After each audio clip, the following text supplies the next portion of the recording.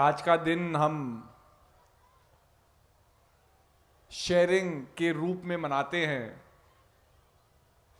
और इसके पीछे जो इतिहास है वो यही है कि मॉस्को जो रशिया का राजधानी है वहाँ पर एक बहुत धनाढ्य व्यक्ति होता था, धनवान व्यक्ति होता था जिसका नाम निकोलस था। और निकोलस एक दिन अपने रात को जब बहुत बर्फ गिर रही होती है तो वो अपने शहर का भ्रमण करने के लिए निकलता है। जब शहर का भ्रमण करने के लिए निकलता है, बहुत सी गलियों से गुजर रहा होता है, तब उसे ये एहसास होता है कि भाई जिस तरीके के मेरा जीवन है, जो मेरा सुख चैन है, जिस तरह से मेरे पास हर एक संसाधन है, मेरा ऐशो आराम है, ऐसे ही सबका जीवन नहीं है। जैसे ही वो बहुत गरीब इलाकों में गुजरता है तो देखता है कि कैसे कितने बच्चे भूखे सो रहे हैं, कितने लोगों के पास तन को ढकने के लिए गर्म कपड़े नहीं है। तो संत निकोलस के मन के अंदर एक चेष्टा जागृत हुई कि मेरे पास इतना सब कुछ है तो मैं अपने से कुछ बांट सकता हूं। लेकिन उसके मन के अंदर एक और ख्याल आया कि कल अगर लोगों को पता चले कि मैंने इस काम को किया है तो हो सकता है ये अलग अलग प्रवृत्तियों को पैदा करे। कोई आदमी कहेगा कि भाई ये केवल अपने मान सम्मान के लिए इस काम को कर रहा है, कोई कहेगा कि ये केवल दिखावे के लिए इस काम को कर रहा है, कोई और लोग हैं जो आएंगे जिनके पास कमी नहीं है, लेकिन जब वो ये जानेंगे कि मैं लोगों को दे रहा हूं तो लालच से वो मेरे से और मांगने आएंगे, मतलब झूठ बोलेंगे कि जी अरे मेरा जीवन बहुत खराब है और मुझसे लेके जाएंगे। तो उसके मन में ये ख्याल आया कि मैं लोगों की मदद करूं लेकिन लोगों को ये पता ना चले कि उनकी मदद किसने की है। तब वो क्या करता था कि रात रात को जब लोग सो जाते थे तब वो अपने घर से निकलता था और जहां जहां वो पहले गया था, जब उसने देखा था कि भाई इस घर में इस चीज की कमी है, तो वो सामग्री, वो चीज वो उस घर के बाहर छोड़ करके आ जाता था। तो आप देखो आज भी हम जब क्रिसमस मनाते हैं तो छोटे छोटे बच्चे पहले यही पूछते हैं कि जी पापा मम्मी बताओ सांता क्लॉज हमारे लिए क्या लाएंगे। तो स्वाभाविक है कि निकोलस का इतिहास इतना प्रसिद्ध हुआ, उसकी भावना इतनी प्रसिद्ध हुई कि आज संसार भर में कोई व्यक्ति सांता क्लॉज को माने ना माने, भाई हम लोग अलग अलग धर्मों को मानते हैं, अलग अलग मान्यताओं को मानते हैं। कोई आदमी है जो भगवान को ही नहीं मानता तो सांता क्लॉज को क्या मानेगा? सोचने की बात है। अलग अलग मतलब मंशाओं से हम अपने जीवन को जीते हैं ना। लेकिन एक साधारण सी सोच इतनी पवित्र थी, इतनी सुंदर थी कि आज जो आदमी माने या ना माने, वो संत उस निकोलस की भाषा को बोले ना बोले या इसकी कहानी को जाने ना जाने, लेकिन आज के दिन हर एक व्यक्ति के अंदर एक भावना जागृत होती है कि मैं अगर अपनी इच्छा से किसी को कुछ दे सकता हूं, किसी के जीवन में किसी चीज को दे करके उसके जीवन में खुशी दे सकता हूं, तो आज मुझे वो कर्म करना चाहिए। इसलिए ये प्रथा बनती है कि लोग एक दूसरे को तोहफे देते हैं। अगर बच्चे पूरे साल मम्मी पापा की बात मानते हैं तो मम्मी पापा कहते हैं अच्छा बताओ तुम्हें क्या चाहिए, तो एक इच्छा जो बच्चों की होती है फिर वही खिलौने के रूप में या किसी चीज के रूप में वो उसको प्रदान करते हैं। तो कहने का अभिप्राय है कि जब संत निकोलस ने इस काम को शुरू किया होगा, उनके मन में कभी ये ख्याल थोड़ी आया होगा कि आगे जाकर के क्या होगा। हम लोगों का एक तरीके से दुर्भाग्य ही कह लो कि ये होता है कि आज हम इतने एक फास्ट ट्रैक वर्ल्ड में चले हैं, इतने तेजी की रफ्तार से हम चल रहे हैं कि इससे पहले हम अच्छा काम करें, इससे पहले कि मन के अंदर भावना भी हो कि भाई अच्छा काम करे, हम परिणामों से घिर जाते हैं। अरे अगर मैं ये करूंगा तो इसका परिणाम क्या होगा, अरे अगर मैं ये करूंगा तो कितनी बार तो हम परिणाम सोच करके अरे क्या होगा करके ही समय निकल जाता है, और जो काम हमें करना होता है, जो भावना मन के अंदर आती है, वो भावना ही रह जाती है, वो कभी कर्म में परिवर्तित नहीं होती। तो संत निकोलस ने जब लोगों को बांटना शुरू किया, कल उसके मन के अंदर ये आधार थोड़ी था कि एक दिन जा करके उसका नाम संत के रूप में जाना जाएगा, और एक दिन जब हम सांता क्लॉज कहेंगे तो एक रूप से हम उसके नाम का प्रचार कर रहे होंगे, निकोलस के का प्रचार कर रहे होंगे, या उसके प्रथा के ऊपर या उसकी ही सोच के ऊपर ये एक प्रथा शुरू हुई होगी कि भाई एक दूसरे को के जीवन में खुशियां बांटो इस दिन। तो कहने का अभिप्राय ये है कि आज जो हमारा मन है वो इतना चलायमान हो गया है कि किसी कर्म करने से पहले हम यही नहीं सोच रहे कि भाई कर्म जरूरी है करना, उसका परिणाम क्या होगा वो तो हमारे हाथ में है ही नहीं। लेकिन आज हम इतना बंध चुके हैं अपने मन के साथ कि हम पहले फल की कामना करते हैं, परिणाम की कामना करते हैं कि अगर मैं ये कर्म करूंगा तो इससे मेरा क्या फायदा होगा, अगर मैं ये फोटो पोस्ट करूंगा तो कितने लोग इसे लाइक करेंगे। क्योंकि फोटो पोस्ट करने का आधार फोटो को पोस्ट करना नहीं है कि जितनी ज्यादा लाइक्स आप जनरेट कर सको वो औचित्य है। तो स्वाभाविक होता है कि धीरे धीरे आदमी का जो एक मॉरल कंपस ही कह लो वो शिफ्ट होता रहता है, क्योंकि आप अच्छी अच्छी फोटो लगाओगे तो लाइक्स तो बड़ी धीरे धीरे बनेगी, लेकिन कोई कंट्रोवर्शियल फोटो लगा दो तो लाइक्स अचानक बहुत ज्यादा बढ़ जाएगी। तो धीरे धीरे क्या है कि आदमी अपने ही जो वो चाहता है, जो वो करना चाहता है, उसमें अंदर समानता नहीं रह गई है। हम सब अच्छा बनना चाहते हैं, लेकिन अगर अच्छे ख्याल नहीं रखेंगे, अच्छे कर्म नहीं करेंगे तो हम कभी अच्छाई की ओर अग्रसर थोड़ी होंगे। तो यही चीज है, और यही एक बड़ी साधारण सरल कहानी से समझने को आती है। एक राजा होता है, उसको पता चलता है कि उनके ही राज्य में एक जंगल में एक साधु महाराज का आश्रम है। साधु महाराज बड़े ही ज्ञानी हैं और सबके प्रश्नों का उत्तर वो देते हैं, मतलब जो भी व्यक्ति वहां जाता है खाली हाथ नहीं लौटता। तो काफी टाइम से राजा के मन के अंदर भी बहुत उथल पुथल हो रही थी। जब होता ही है, जब हम अपने जीवन को क्वेश्चन करते हैं, अपने सोच को क्वेश्चन करते हैं, जब जीवन में कभी भी आध्यात्मिक रूपांतरण हमारे जीवन में होगा तो वो कभी आसान रूप से नहीं होगा, क्योंकि आध्यात्मिक रूपांतरण हमारे हाव भाव, रूपरेखा, हर चीज को बदलता है। तो मतलब जिस चीज से हम यूज्ड टू है उस जगह से हटा करके हमें कहीं नई जगह ले जाएगा। और स्वाभाविक है कि चेंज, किसी भी चेंज को पाना मन को भयभीत करता है। किसी परिवर्तन जब जीवन में आता है तो मन को थोड़ा डर होता है, क्योंकि वो चीज हमने पहले कभी की नहीं। मन हिचकिचाता है कि भाई पहले तो हम गाड़ी में चलते थे, आज गाड़ी नहीं है, कैसे जीवन चलेगा। लेकिन एक समय था जब गाड़ियां होती भी नहीं थी, तभी भी जीवन लोगों का चलता था। तो कहने का अभिप्राय है, तो राजा के मन के अंदर बड़ा एक दुविधा में वो था। वो बहुत मतलब अपने आप जीवन में अपने लक्ष्यों को खोज रहा होगा। तो वो अपनी, जैसे भाई राजा चलता है तो उसके साथ उसके सैनिक भी चलेंगे, आधा दरबार साथ चलता है, मंत्रीगण अंग संग चलते हैं।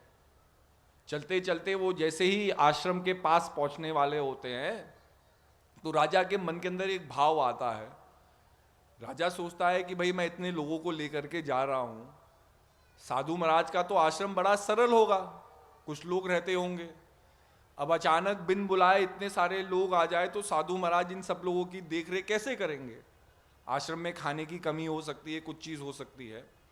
तो वो अपने सारे जितने भी उसके कर्मचारी होते हैं, सैनिक होते हैं, सबको वो कुछ किलोमीटर दूर रोक करके कहता है कि भाई आप जो हमारा शाही कैंप है उसको यहीं लगाओ, और मैं अकेले जा करके अपने प्रश्नों का जो उत्तर है वो मैं पाऊंगा, आप लोगों को आने की जरूरत नहीं है। राजा अकेले अपने घोड़े पे बैठ के आगे चल जाता है, आश्रम में पहुंचता है। गुरु महाराज जी देखते हैं, साधु देखते हैं, भाई एक किसी जगह का राजा ही आया है।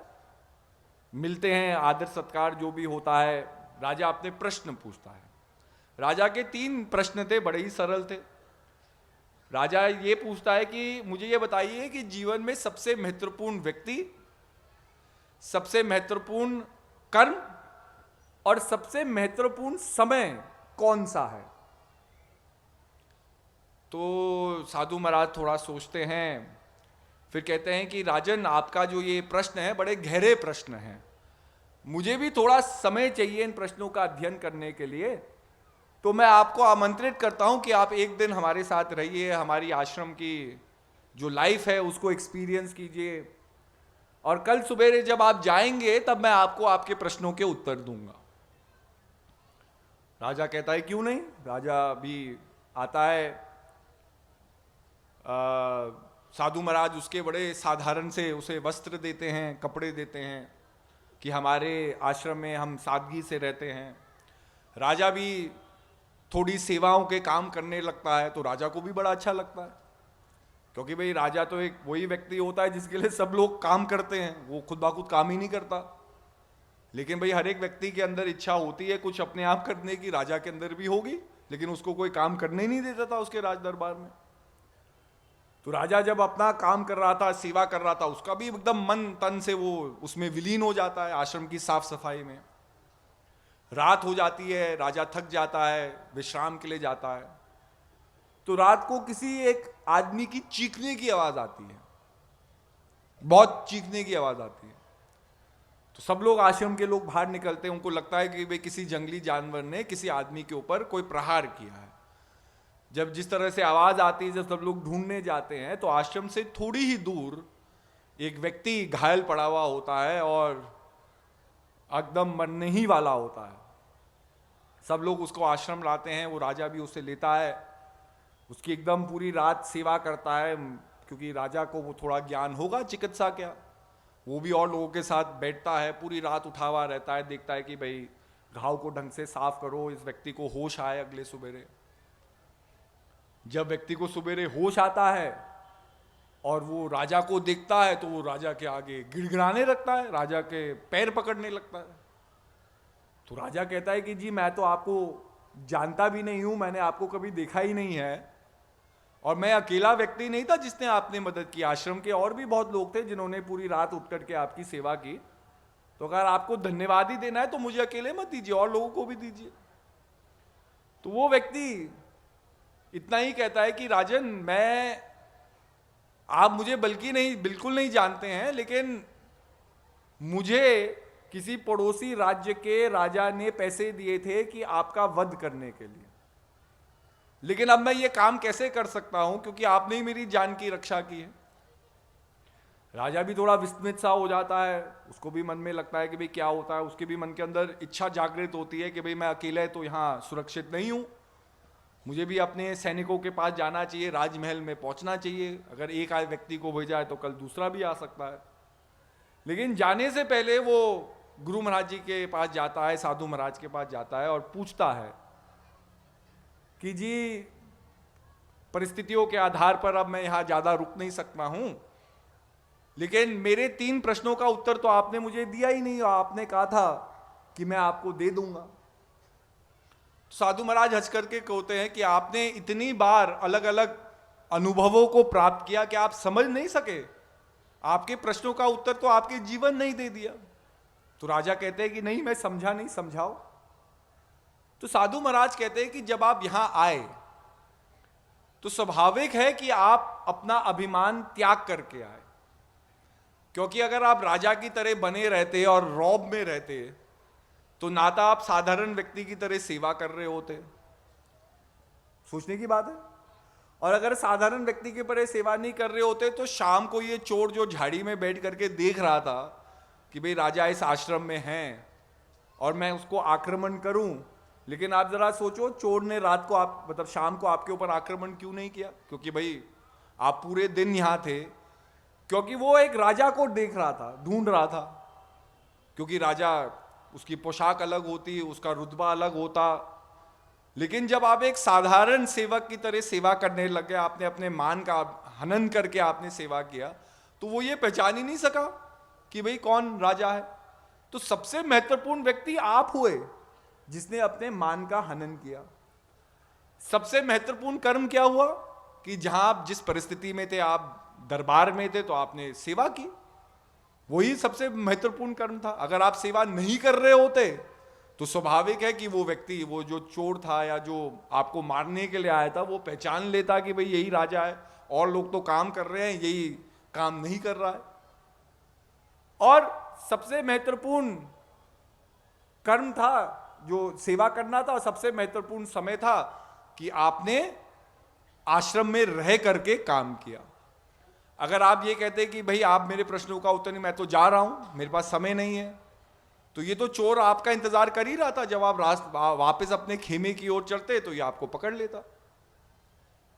लेकिन जब आपने उस आदमी की आवाज को सुना और जब आप जंगल में भागे भागे गए, तो स्वाभाविक है सबसे महत्वपूर्ण व्यक्ति वो व्यक्ति बन गया, क्योंकि उसे मदद की जरूरत थी। और अगर आप इस चीज को नहीं मानते तो आप उसकी मदद नहीं करते। लेकिन आपने अपना जो भी एक इंसान होने का धर्म निभाया, क्योंकि कोई राजा होता वो कहता है मैं अपने हाथ गंदे नहीं करूंगा, मैं क्यों मदद करूं इसकी, कोई और इसकी मदद करे, जैसे होता ही है, आदमी का अहंकार होता है। तो सबसे महत्वपूर्ण व्यक्ति ये था। सबसे महत्वपूर्ण कर्म क्या था कि आप उसके बारे में नहीं जानते थे, लेकिन सबसे महत्वपूर्ण कर्म था कि उसकी जान की सुरक्षा करना, जो आपने किया। और जब आपने उसकी सेवा की, उसका परिणाम क्या हुआ कि आज आप जीवित हैं। कि जो व्यक्ति आपको मारने आया था, अगर आप वो कर्म उस सीक्वेंस में नहीं करते तो स्वाभाविक है कि वो व्यक्ति अपने लक्ष्य में सिद्ध होता। तो वो व्यक्ति ये समझाना चाहते हैं कि परिस्थिति और समय के साथ ये तीनों चीजें बदलती रहेंगी, लेकिन आदमी के अंदर सद्बुद्धि और विवेक होना चाहिए कि हम हर एक परिस्थिति को एनालाइज करें कि इस समय सबसे ज्यादा जरूरत किस व्यक्ति को है, किस चीज की। और अगर हम अपने अभिमान का हनन करके उस व्यक्ति की जरूरतों को पूरा कर सकते हैं, तो वो व्यक्ति सबसे जरूरी व्यक्ति है जिसको मदद की जरूरत है। मदद करने वाले आप हैं जो उसकी मदद को कर करके उसके जीवन को के अंदर कोई खुशी ला सकते हैं, कोई रूपांतरण ला सकते हैं, एक चेंज ला सकते हैं। सबसे महत्वपूर्ण कर्म है मदद करना, और सबसे महत्वपूर्ण समय है उसे उसी समय करना। अगर राजा जानता है कि भाई इसको चिकित्सा की जरूरत है, लेकिन उसको चिकित्सा नहीं देता, तो भाई वो तो उसी समय करना है ना, कुछ कर्म उसी समय करना है। और आप सोचोगे नहीं सुबेरे उठ करके मैं इसको देखूंगा, तो हो सकता था सुबेरे उठ करके वो व्यक्ति जीवित ही नहीं रहता। तो यही जीवन हमें सिखाता है। अगर आप जीवन को देखें, जीवन हर एक पल का अनुभव है और हर एक पल आपको आगे बढ़ाना सिखा रहा है। लेकिन आदमी का मन क्या है कि हम अपने जीवन में गांठें बांध करके अपने जीवन को स्थगित कर देते हैं। आपकी लड़ाई किससे है? तो कोई कहेगा जी मैं अपने भाई से लड़ रहा हूं, कोई कहेगा मैं अपने दोस्त से लड़ रहा हूं, कोई कहेगा मैं अपने प्रियजन से लड़ रहा हूं, कोई कहेगा मैं अपने पड़ोसी से लड़ रहा हूं। लेकिन अगर मैं पूछूं ये लड़ाई कितनी पुरानी है, तो कोई कहेगा जी हम 10 साल से लड़ रहे हैं। इसका मतलब 10 साल से तो एक गांठ आपने बनाई रखी है ना। कोई कहेगा जी हम 15 साल से लड़ रहे हैं, कोई कहेगा इतने समय से हमने उनका चेहरा ही नहीं देखा। तो मतलब उतने समय बीत जाने के बाद जीवन में आपको अनेकों पल दिया है, किसी को किसी चीज को भुलाने का, किसी को माफ करने का, फॉरगिवनेस एंड फॉरगेटनेस का, लेकिन हम वो नहीं कर पा रहे हैं। और उसी के कारण क्या है कि हम इवॉल्व नहीं कर पा रहे हैं, क्योंकि मन के अंदर क्या जमा हुआ है? वैमनस्यता, किसी के प्रति नफरत, किसी के प्रति राग द्वेष, और किसी ना किसी तरीके से यही चीजें हमारे मन के प्रभावों को प्रभावित कर रही है। हम कोई भी कर्म करना चाहते हैं तो सबसे पहले उसका ख्याल आएगा, मतलब अपने दुश्मन का ही ख्याल करेंगे, या अपने जिससे हमारा बैर है उसका ख्याल करेंगे।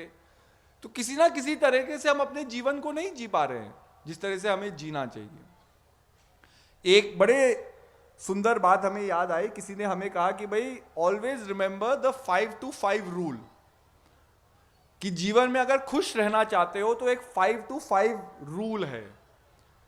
5 to 5 रूल क्या है कि इन 5 years फ्रॉम नाउ, मतलब आज के 5 साल बाद जिस चीज के लिए आज आप चिंतित हो उसका कोई आधार नहीं रहेगा। तो आज उस चीज के ऊपर 5 मिनट से ज्यादा अपना वक्त गवा मत करो कि इन 5 years down the line the thing that is troubling you today will not exist. So do not spend more than 5 minutes worrying about it today. आज अगर आपके जीवन में कोई परेशानी है तो वो परेशानी आज के 5 साल बाद नहीं रहेगी. सोचो ना, आज शादी नहीं है, आज आप कुंवारे हो तो बड़े टेंशन में होंगे, यार मेरी शादी कब होगी, यही तो सोच रहे होंगे. लेकिन जब 5 साल बाद शादी हो जाएगी तो इस चीज को, इस घटना को याद करोगे तो आप यही तो कहोगे, यार मैं तो बेकार में इतना टेंशन में था, इतने साल में टेंशन में था, टेंशन में मेरे आधे बाल सर से चले गए, टेंशन सोचते सोचते कि भाई कब होगी. कहने की बात है ना, मतलब आदमी कुछ भी सोच ले, मतलब कि कब होगी उसमें सोचता रहे. लेकिन जब हो जाता है वो काम, उसके बाद हम उसके ऊपर रिफ्लेक्ट करें तो जितना हमने टेंशन ली, जितना हमने वो सोचा कि भाई क्या होगा, वो तो व्यर्थ था, वो तो किसी काम का ही नहीं था. तो अगर हम इसी गलती से अपनी सीख ले कि आज जिसके ऊपर हम टेंशन है उसके ऊपर बेफालतू वक्त हम बर्बाद ना करें. केवल 5 मिनट से ज्यादा उस संघर्ष के बारे में सोचे ना. 5 मिनट सोचो भाई, संघर्ष है, उसका उपाय क्या है, उपाय के लिए संघर्ष करते रहो, उपाय अपने आप आएगा. जब उपाय आएगा तो वो संघर्ष समाप्त हो जाएगा.